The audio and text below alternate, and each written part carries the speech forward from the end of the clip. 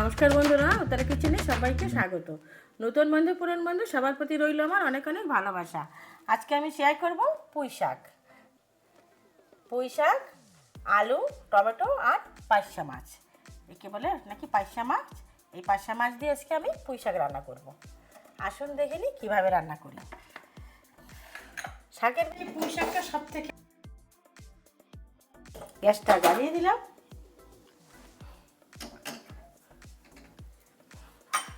তো মাছ কটা আগে মেখে নিচ্ছি, কড়াইটা গরম হোক।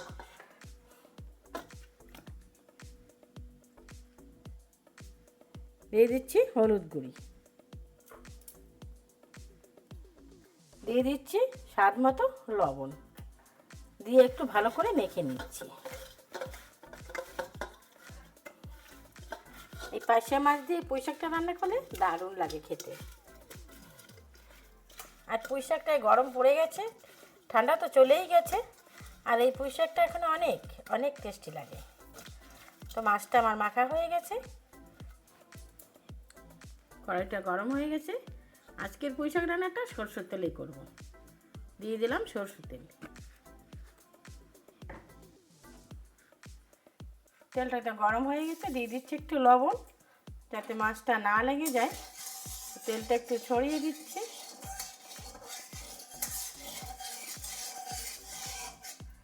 এক এক করে মাছগুলো দিয়ে দেবো।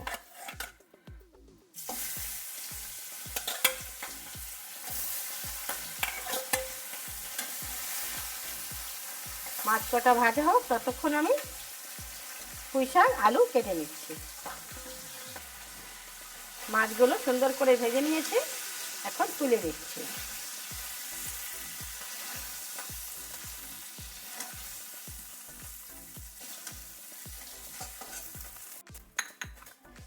এই যে পুঁই শাক আলু আমি ভালো করে কেটে নিয়ে এই যে জল ঝরানোর জন্য একটা দিয়ে দিচ্ছি একটা টুকনিতে, আর নিয়েছি কালা ডালের বড়ি, আর একটু তেল দিয়ে দিচ্ছি।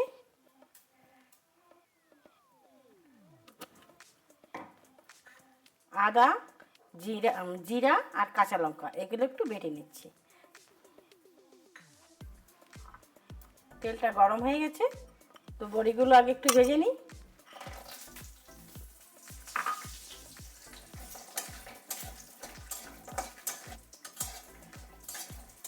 পুঁই শাকের ভেতর বড়িটা দিলেও খেতে খুব সুন্দর হয়।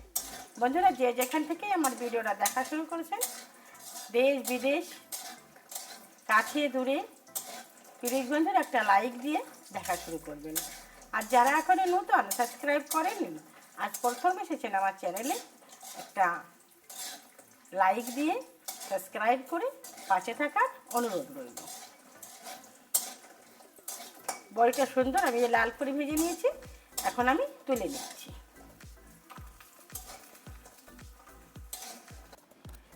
ওই কড়াইতেই আর একটু তেল দিয়ে দিচ্ছি।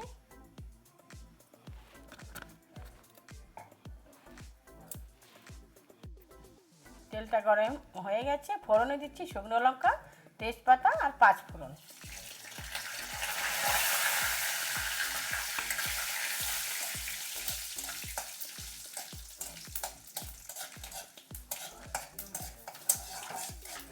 গরম পড়ে গেছে বন্ধুরা, শাক পাতা খেতেই ভালো লাগে বেশি। এক এক সময় এক এক সবজি। বন্ধুরা, যে আগের ভিডিওতে বানিয়েছিলাম কমল কাকড়ি, অনেক বন্ধুরাই দিদিভাইরা জিজ্ঞেস করেছে কেমন হয়েছে খেতে, বলো। দারুণ হয়েছিল। একটু সামান্য শক্ত শক্ত থাকে, কিন্তু একদম নরম হয় না, কিন্তু খেতে দুর্দান্ত লেগেছিল। দিয়ে দিচ্ছি কাঁচা লঙ্কা, আদা আর জিরে বাটা। দিয়ে দিচ্ছি দুটো ছোটো সাইজের টমেটো। এগুলো একটু ভালো করে ভেজে নিচ্ছি।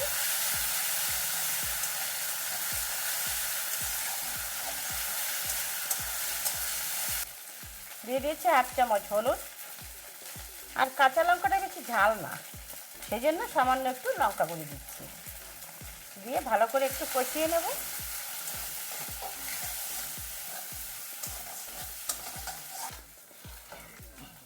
একটা আলু আমি লম্বা লম্বা করে কেটে নিয়েছি, আর এই যে পুঁই শাকগুলো এখন আমি সব দিয়ে দিচ্ছি, একসঙ্গে দিয়ে দেবো। বেগুনটা দিলেও ভালো হয় খেতে, তো আজকে বেগুন নেই। দিয়ে দিচ্ছি স্বাদ মতো লবণ। শাক অনেকটা মজে যাবে, লবণ বেশি দেওয়ার দরকার নেই।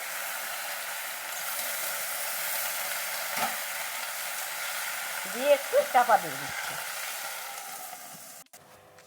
দেখি চাপাটা তুলে নিচ্ছি একটু।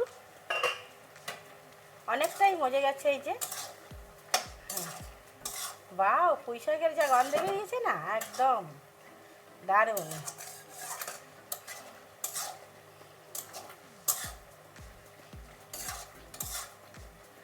ভালোই হয় পুঁই শাকটা। এই যে পার্শে মাছ দিয়ে পুঁই শাক রান্না অসাধারণ লাগে খেতে। তো আর একটু ঢেকে দিচ্ছি। ডাটাগুলো চাপাটা তুলে নিলাম। প্রচুর জল বেরিয়েছে শাকে, তাই না? হ্যাঁ, আর ভাজার দরকার নেই। এখানে জল দিয়ে দেবে। ওই যে সাইডে আমি গরম জল বসিয়েছিলাম, এতে গরম জল দিলেই ভালো হয়। ডাটাগুলো তো গলবে সুন্দর, তো গরম জল দিয়ে দিচ্ছি।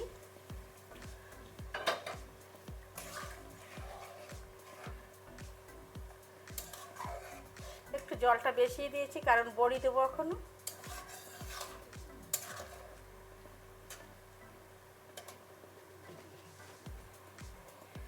চাপাটা তুলে নিচ্ছি।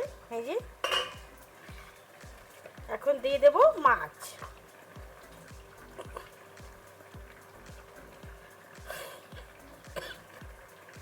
মাছগুলো সব সাজিয়ে দিয়ে দিচ্ছি।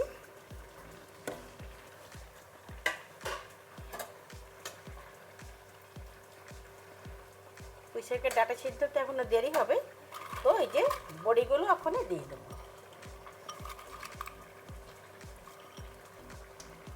বড়িগুলো এখন দিলে বড়িগুলো একটু গলবে ভালো, তো এখন দিয়ে যে ঢেকে দেবো, তাহলে পুঁই শাকের ডাটাগুলোও সুন্দর গলে যাবে আর বড়িটাও গলে যাবে। তো দিয়ে দিচ্ছি। চাপাটাতে তুলে নিচ্ছি। হয়ে গেছে আমার এই যে পুঁই শাক আলু পাইসা মাছ দিয়ে রান্না। বন্ধুরা, আমার এই রান্নার পদ্ধতি যদি ভালো লাগে প্লিজ বন্ধুরা একটু লাইক করবেন, বেশি বেশি শেয়ার করবেন।